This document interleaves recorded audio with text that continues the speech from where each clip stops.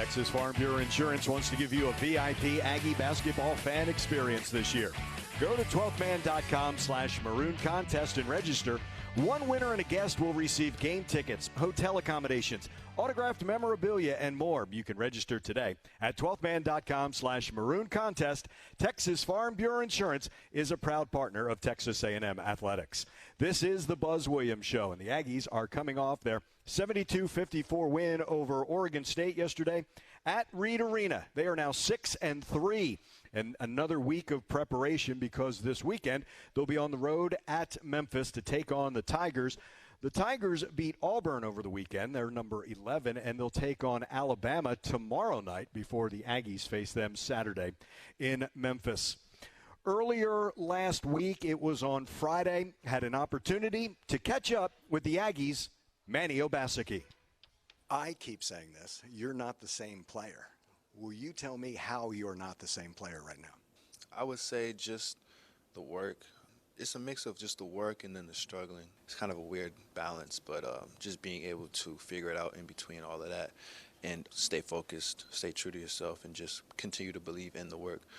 It's not going to happen right away, but with time and with constant grace and believing in everything that you have done to get to that point, I think that's what makes me different from what I was last year. You were the guy last year asking the older players, how do I go through all this? Now they're asking you a little bit, aren't they? You like that role reversal? Yeah, I think it's a nice role to have. It's just good to spread positivity and hope into others and just letting them know that, yes, it's a hard road, but it's not hard. It's not so hard to where you can't accomplish it. You can't get through it. There's going to be bad days. It's going to be good days. Just be able to juggle both of them out and be the same, never be too high, never be too low. So I think that's really important when it comes to just talking to them about, what it's like to be in our shoes and just being in their shoes too. How important is it to know that they're not doing this alone, that there is that support system? I think that's a credit to Buzz and the culture that he's built here. Whenever you come here, you immediately feel the love. You feel just that feeling of acceptance and knowing that you're not alone, that you always have somebody by your side. So I think that's really important, and I think that means a lot, not only to me, but just like new players that may not feel like they have a place here yet, or they feel discouraged after a game or a practice. I said this, that the legacy of Q will be after you're gone, and yet that legacy will live, and your legacy is going to be who you affect. Correct? Yes, sir. There's even days today, like today, even earlier, I was thinking about him, just going to the gym, working out with him. I follow him on Twitter, just everything that he's doing with Washington, Capital City, go. Just understanding, just looking back at all the things that we did, all the times, all the hours we put in to get to where we're at right now. It means a lot to me, and I'm trying to do my best and just staying positive and following his footsteps. I always call it ripples in a pond. That stone splashes, but it's what you affect when it spreads, right? Yeah, and I think that's, like I said, Buzz, he preaches that to us every day. It's this dude named Eric Pratt. You know Eric. Mm-hmm. And he's literally like one of the most talented guys on this team. And he at times don't even know. He may feel like he don't belong or, nobody's rocking with him, but the belief that the players put in him, Buzz puts in him, and Buzz shows it differently, but just the belief in and how hard we push him and coach him, like it's the same thing with Q. He's going to have the same story that Q had in a couple of years. So I think that's just to Buzz and his character and who he is.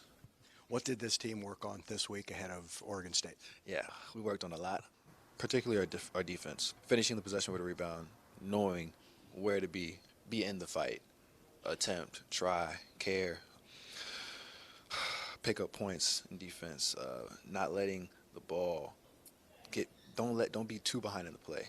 Understand where to be at. Our coverage on a weak side defense has been huge, and I think that's something that we're going to show this Sunday. And that's exactly what they did. The 72-54 win over Oregon State. Dexter Dennis with 16 points. That's an Aggie high for him, eclipsing the 13 that he had scored earlier.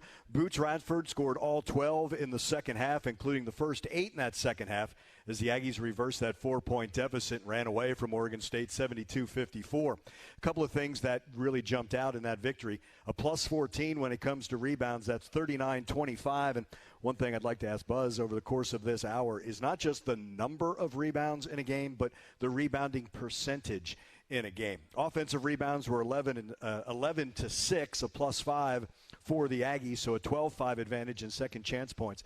And if you ever hear what Buzz has to say, can you defend without fouling, and can you get into the bonus first? And if you can get there first, can you get into the double bonus first? There were just a total of 9 fouls on the Aggies in that game. They got to the bonus first. They made 19 of 25 free throws compared to 7 of 11 for Oregon State. And just all those things add up to a 72-54 win, as well as a number of other things he had touched upon with us after the game in the post-game show with Dr. John Thornton, that win over Oregon State 72-54. Hey, looking for a fun way to spend time with family and friends this holiday season? Join basketball, Aggie basketball at Reed Arena for holiday hoops through January 8th. Discounted tickets are available for purchase as low as $5 with a $3 women's basketball youth ticket option. Visit 12thman.com/bball tickets for more info and to buy tickets today. We'll talk with head coach Buzz Williams when we return. It's the Buzz Williams Show. We're at Rudy's, and this is Aggie basketball from Learfield. All Hands Craft Cocktails is a new bar-strength craft cocktail made with 6 times distilled vodka and 10% ABV to make sure you never have to sacrifice the quality of your drink. All Hands Craft Cocktails, founded by Aggies and a proud partner of Texas A&M Athletics. We continue with the Buzz Williams Show from Rudy's, 504 Harvey Road here in College Station. Ahead for the Aggies, a Saturday night trip to Memphis to take on the Tigers. 6 o'clock is the tip. 5:30 we will join you with the Dos Equis tip-off show to get you sets. And the Aggies are 6-3 going into that one. Coach is with us. We heard from Manny Obaseki and Buzz. I love talking to that young man every opportunity I can possibly get. I love the talent on the floor. I love the young man he is off the floor. Yeah, he's a beautiful human being. Great parents, has been mentored by a very wise person. He's everything that you want in a student athlete. I'm not sure when you talk to him, but he's at Mason's game now. Is he really? Several of our players. Mo's watching him. Four's watching him. Boots is watching him. Yeah, I know the question is about Mo, and he is beautiful, but we have really good human beings on our team. You really do, Buzz. And it's, I kept thinking about it because last year, talking with Quentin Jackson, whose mom was here. Came and spent the weekend with us. There's no way we could lose Sunday, right? She reminded me of that last night at the end. And John Thornton said this better than anyone. It is an illuminating smile on her. Yes. And again, a beautiful son she has. Yep. My thought, Buzz, was Q's legacy at A&M is yet to be written because taking Mo under his wing, Wade under his wing, and that effect. And in a way, Buzz, it's always going to be written because part of that will be who Manny affects while he is here. And we kind of lose that because we get caught up in just raw numbers in sports. But we forget that effect. And to me, to have someone like Q who could have said, hey, I just want to go to the pros. This is all about me. He did not make it all about him. He knew that A&M was bigger than him and made sure he left a lasting impact. Yeah, Keisha and I and Corey went to dinner on Saturday early evening. And, it's easy to remember Q's last 15 games when he was all-league and the run that we were on, but nobody talks about who Q was the first semester he was here or who Q was during COVID. And not enough attention is brought back to, and Q stayed when every other senior left for their COVID year. So just like you're talking about with his impact on the young guys and the impact that they will eventually have on young guys, you never want to go so fast that you forget the process of, you remember when it all started.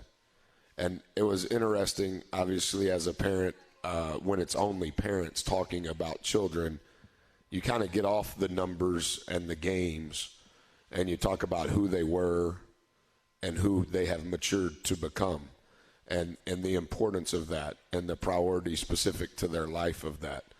And in the end, I understand that I will be judged according to wins and losses and numbers, and I'm very aware of that. And it was the profession that I chose. But in many respects, the older I get, the more the process has become even more important, and the less important some of the fanfare and the exposure of the game presents. So does it gladden your heart? Beatty comes every week, by the way. Yeah, which I love. Your coach is your Josh staff said member. he had to go on a date tonight. That's so he's we'll missing. Give him that. Yeah.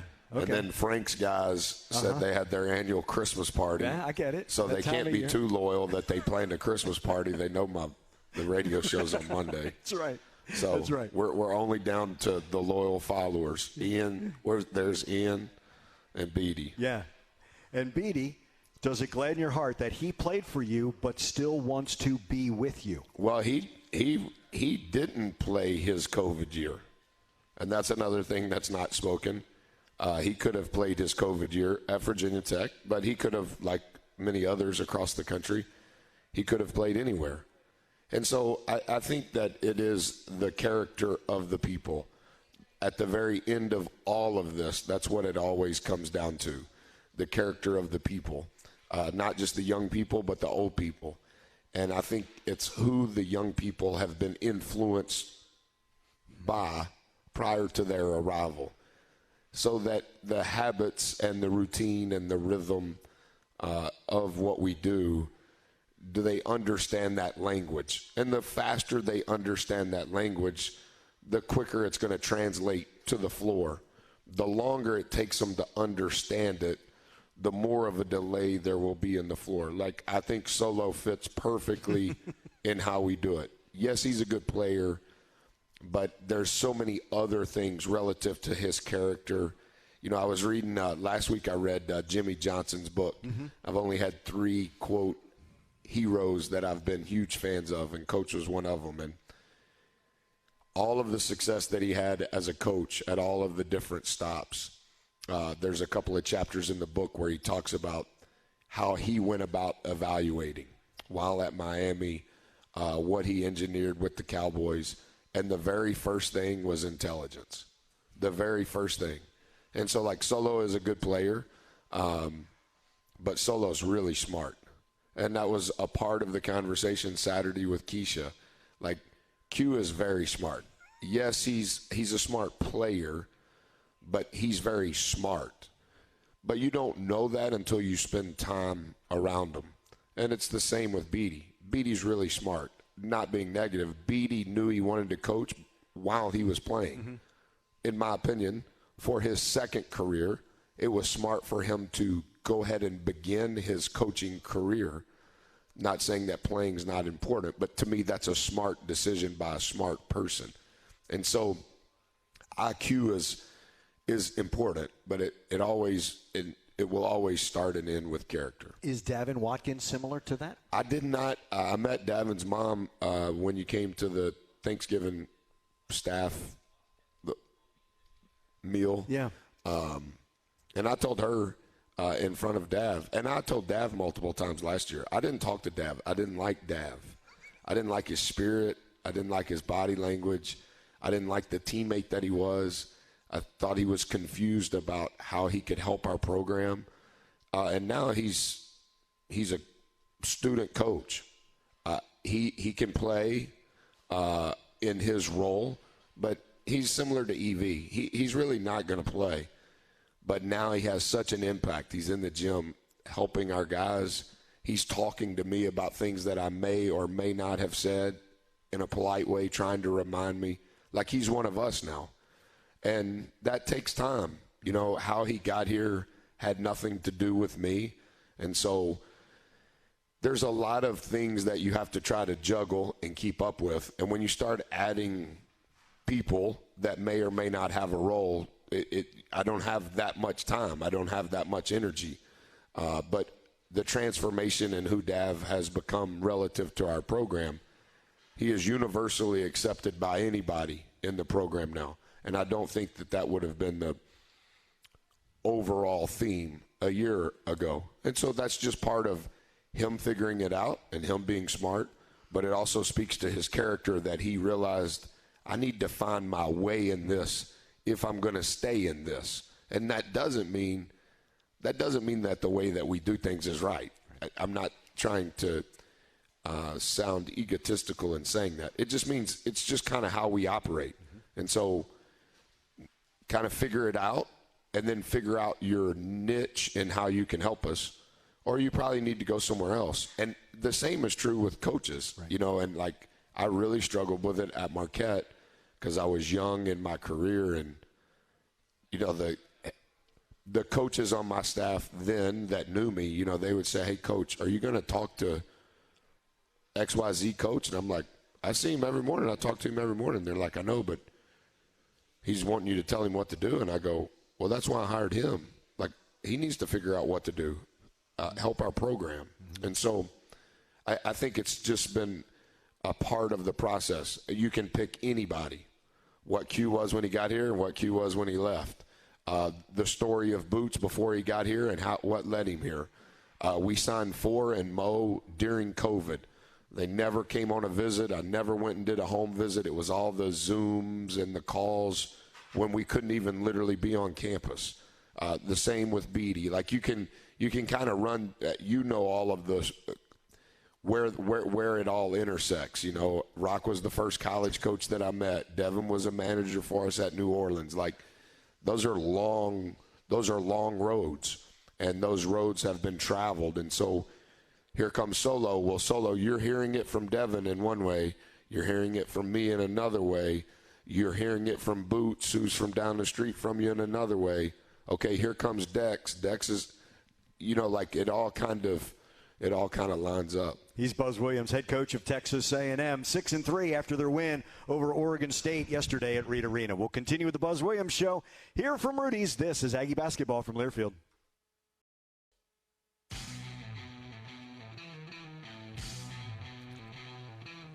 Not everyone is a morning person yet, but with Costa Vita's new breakfast tacos, everyone will be.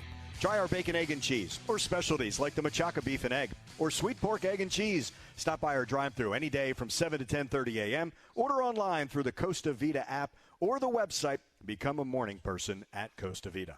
We continue with the Buzz Williams Show. The Aggies this week travel to Memphis on Saturday. They get the win over Oregon State. And I wanted to ask you, because you emphasized the rebounding, and you have all season long.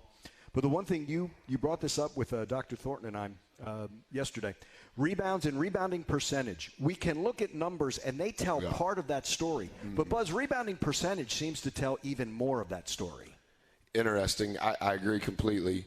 And the way we judge rebounding as a staff in regards to how we teach it to our team is rebounding effort.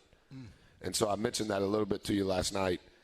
So today, half of them went in the weight room and the other half came in my office. And so whether Texas A&M shoots or whether Oregon State shoots, all five of us have a responsibility. And every player that plays is aware of the responsibility. So if Oregon State shoots, we have five players on the floor, and you watch that possession and you find one player and you watch to see if he did his job. Then rewind it and watch the same shot, watch the second player. Rewind it, watch the third player. Rewind it, watch the fourth player. Rewind it, watch the fifth player. So on that particular possession, each player has played one possession, and they have a grade. Did they do their job, et cetera. And we have different categories of the, quote, rebounding effort report. And then we do the same thing on the other end. And similar to what I was telling you last night, and I kind of talked to our guys about it today, not the result. Because you have to remember, whether we're on offense or defense, unless there's a turnover, there's going to be a rebound opportunity. Mm-hmm. On the other end, whether we're on offense or defense, unless there's a turnover, there's going to be a rebounding opportunity. So if you just look at it from a sheer volume standpoint, rebounding occurs more than anything else in the game.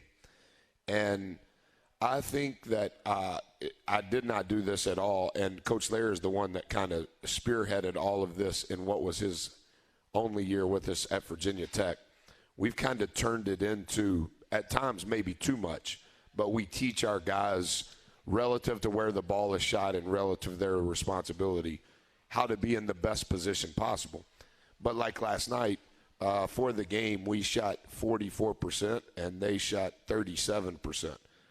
So 56% of the time on the rise of the shot, 56% of the time, there is no rebound in real life because the shot was made. Right. But the effort required, because you have to start your rebounding effort on the rise of the shot, well, 56% of the time we made it. Or 44% of the time we made it, 56% of the time we missed it. That's a lot of effort. And when you just talk about rebounding, like Henry had 2 defensive rebounds last night, or he had 4, but 2 of them, literally, it was the other 4 guys doing their job, and just because of where the ball went, there's Henry. Boots was the best he's been, not even close in regards to his effort. Dexter was the best he's been. Mo, who only had 1 offensive rebound, but his effort in regards to his grade was the best that it's been. 4 was dramatically better. We had 15 guard rebounds last night. That's our goal. We haven't had that all year long. And so I think the percent speaks to the positioning, which is a reflection of the effort, for sure. Dre had one in traffic. The other thing is Dre, and I said this when Dre's group was in my office. Dre's plus minus was 15, and he did not make 1 shot. Right. It was plus 15, and he only played 12 minutes. Didn't make 1 shot. He had 3 defensive rebounds, and he had 3 assists. But even when he didn't get the defensive rebound, your plus minus is based on who's on the floor with you and what was the score in essence. You can always count on Dre, particularly defensively. He's going to do his job, including the effort required from rebounding. And there was an unbelievable clip where Dre was on the weak side, literally taking their tallest player, and Dre's bottom was about 9 inches from the ground, and he was just driving that guy on his calves out of bounds. Yeah. Like, incredible effort. Dre didn't get the rebound, but relative to his effort and what was required of him, incredible effort. And to me, it's also what makes Boots so special as a rebounder. Not afraid to go into that traffic and somehow comes away with that ball. And there were 3 last night when on the rise, when it was his turn to take up space. He was, we say, an SEC hit. That's the type of physicality that you have to have. And Boots was just literally moving his guy 3 feet on the defensive rebounding positioning. He was moving him 3 feet and creating more space for himself to get the ball. It's like winning the line of scrimmage. That's all it is. That's all it is winning the line of scrimmage. And then you go back to what you're talking about, getting the rebound, to use another football. It's time of possession then. Yes. Right? Absolutely. If you get it. Absolutely. I love the way that you marry those 2 sports. I think in my second career I'm going to coach middle school football. I like football more than basketball. He's Buzz Williams. Questions when we come back to the Buzz Williams Show here at Rudy. Stay with us. This is Aggie basketball from Learfield. Customize your Aggie basketball experience at Reed Arena with a 4-game flex pack. Get a 4-game men's basketball SEC pack anchored around the Auburn and or the Arkansas games, or pick any 4 women's basketball games of your choice. You can customize your flex pack today at 12thman.com/b-ball tickets, or you can call 888-99-AGGIE. That's 12thman.com/b-ball tickets or 888-99-AGGIE to buy your Aggie basketball flex pack today. A little change in the lineup. Tomorrow was supposed to be the next edition of the Joni Taylor Show. Joni's out of town, family emergency. We're moving that show to next Tuesday. December 20th. As you know, they're not going to Las Vegas next week. Purdue will come into Reed Arena at 1 o'clock on the 21st. Aggies' next home game is Wofford, 1 o'clock on the 20th. So Joni Taylor, I know a lot of our stations carry Joni's show, and that will be moved from tomorrow. She's out of town attending to something with the family, so wanted to pass that along. Question time for you, Coach. Ian's been holding on. He's been waiting on this one for a little bit. What's the weirdest thing you've been asked to autograph? A lot of weird things. Casts would be a part of it. You know, like a kid breaks his leg or his arm. That would be something. A lot of wheelchairs because of Buzz's Bunch. Maybe I shouldn't call that weird. A lot of sweaty hats, which is yuck, not weird.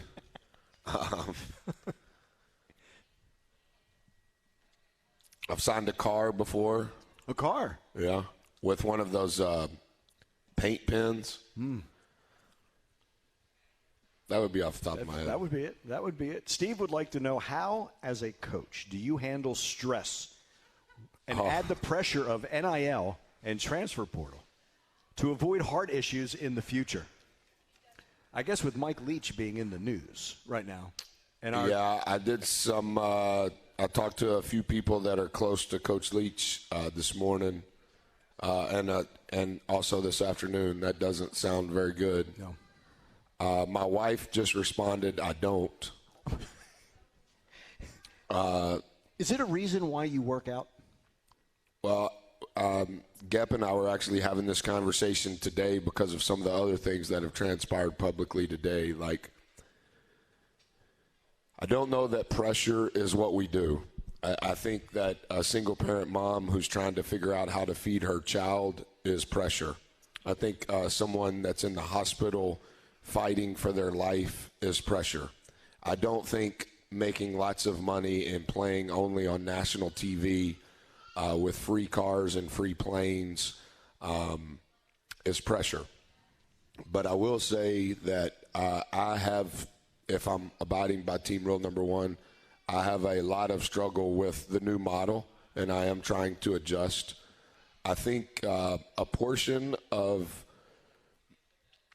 my ascent in the business has been because of my personality and my drive, my willingness to work hard. And now that I'm 50 and I have 2 children out of the house and only 2 children in the house, my views on what should be important are different than they were when I was 30.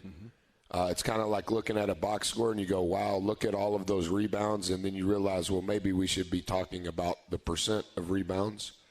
I think some of the things that I used to think were important are really not important at all, and some of the things that I was slow to understand that I didn't think were important are actually really important.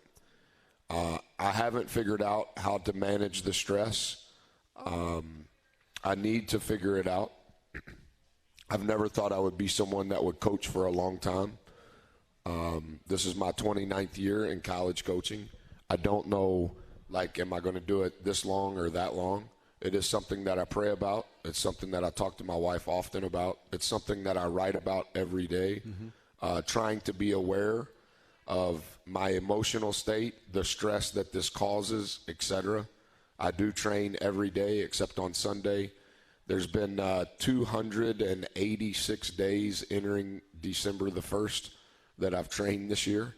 I think that's important. I think you have to stay healthy physically to handle this. I think you have to stay mentally healthy in order to handle this. And the conversation I was having with Gep today, early this morning, is, you know, we play at 5. So if we play at 5, if everything goes good, after I talk to you, after I say hello to the people I'm supposed to say hello to, after I talk to the print media, after I take a shower, and after I eat a slice of pizza, if everything goes perfect, I can be home at 9. Well, the game started at 5, so that means that shoot-around's at 11, so that means I was in the office at 9. So on a game day on a Sunday, that's 12 hours. Yeah, but I got to be back in the office this morning at 6 o'clock. And tomorrow morning, I'm going to train at 6 o'clock, and tomorrow's our off day. And so, the person that doesn't know will be, hey, you need to take a break. It's your off day. Yeah, I know, but we're playing Memphis, and there's a process in preparing for Memphis. On an off day, you do have to invest time with your current players. I do have some things that I'm supposed to do outside of coaching. You do have to go recruiting. I went recruiting twice last week, once to Washington, D.C., once to Mississippi. Yeah, so how do you keep yourself mentally healthy? How do you keep yourself physically healthy? How do you keep yourself emotionally healthy? And then how can you invest in the lives of those that you're charged to lead? It's a lot. I don't know that it's pressure, but in my type A personality, I do process much of it as stress, and I don't know how to properly handle it all, because what I've done the previous 27 years in coaching, that's not what is required now anymore. And so I'm not going to sacrifice what I believe in, right, but I can't really answer that question any more truthfully than I just have. Steve, Ian, thank you for those questions. We'll continue with the Buzz Williams Show from Rudy's. This is Aggie basketball from Learfield. Basketball and barbecue lovers know the perfect brisket needs the right wood. Rudy's smokes all their meats using their delicious signature rubs in 100% oak-fired pits. Get your real Texas barbecue fix today at Rudy's or on the web at rudys.com. We continue with the Buzz Williams Show, and we are at Rudy's, 504 Harvey Road here in College Station. The Aggies knocked off Oregon State yesterday at Reed Arena. Memphis on Saturday, 6 o'clock against the Tigers, 5:30 with our Dos Equis tip-off show. Heard from Manny Obaseki earlier in this show, and that same time got a chance to talk to Solomon Washington. And Solo was describing that he is a magnet. And I absolutely love that description. And as you've said, these have been two fantastic games for him. And again, back to you judge your student athletes very differently. He is a joy to talk with. It's amazing it's just 9 college games for him. I had asked him, has the game slowed down? He said, just a little bit, but not too much. But he talked about the magnet and what you have challenged him with, his spirit, his energy, plus points, rebounds, defensive assignment. It's more than all of that for him. So I taught him, I shouldn't say taught him, he knows. He's real smart. So about 2 weeks ago, I said, am I calling you Solo because that's the first 4 letters of your name? He goes, I don't know. Nobody's ever called me Solo. And I go, okay, well, that's a good point. I said, well, I'm going to stop. You have a nickname now. It's Magnet. And he goes, Magnet? Why? I said, well, you know a magnet, right? And then I was explaining, attract, repel. I go, that's who you are. So anytime I think that you are repelling, I'm going to say magnet. And that'll be code word, me and you. Nobody will know I'm mad at you. It'll just me being my way of telling you, hey, man, you're going the wrong direction. I'm trying to get to you, but you're going the wrong way. I said, but my personality is much like that as well, right? There are some people that really like me, and there are some people that really don't like me. And so it's kind of one or the other. I don't think that there are many people that are in between on me. And because I know you, I can tell you that's the same characteristic or attribute that you have. So like this morning at whatever time I came to the office, I text him, good morning, your energy, ... And then he texted me back when he woke up, good morning. Introduces me before I ever say a word. And I go, there you go, man. That's every day. And that applies to in every day, every way. Your energy introduces you before you ever say a word. And that's when you are a magnet, that's the case. Now, if you're quiet all the time and an introvert, nobody can sense your energy, right? But if you've got a little something to you, your energy is going to introduce you before you ever say anything. Are you in a good mood? Are you in a bad mood? Are you happy? Are you sad? And I for sure think that's who Solo is. And your team, Buzz, has this knack of it doesn't matter who's with. It's not like there's these cliques. I get that you can have roommates and things do, but if you were to scramble them up and just go 2 by 2, they would be just fine. Yeah, they'd be fine. The joy on the bench again for Oregon State. I am watching Anderson Garcia. I don't know if it's the samba. I don't know what he's doing on the sideline. Yeah, we had JB's playing the guitar. Yeah, we had 15 care clips this morning to conclude film. Care is when somebody's clapping, when somebody gives you dap, when somebody goes first to the floor and everybody runs over and picks them up. But care applies to anybody, whether you're on the bench or in between the lines. And there were 15 of them this morning, and 4 was texting me late last night. Coach, how many care clips you think we're going to have? I go, I'm starting on it right now. I don't know. It's going to be a lot. Like, they know that the care clips are coming. Mm-hmm. Andy doesn't play for the first time at Texas A&M, and I asked him today when I'm showing the care clip, what dance is that you're doing, Andy? Is that the salsa? Is that the cha-cha? Like, what is that, man? It was great. It was. And then, like, the next time he did a different version of the same dance. You know, and like Jew had the and one, and he added a little something different to the dance. Boots hit that first 3 in the second half, and he had a little something different to the dance.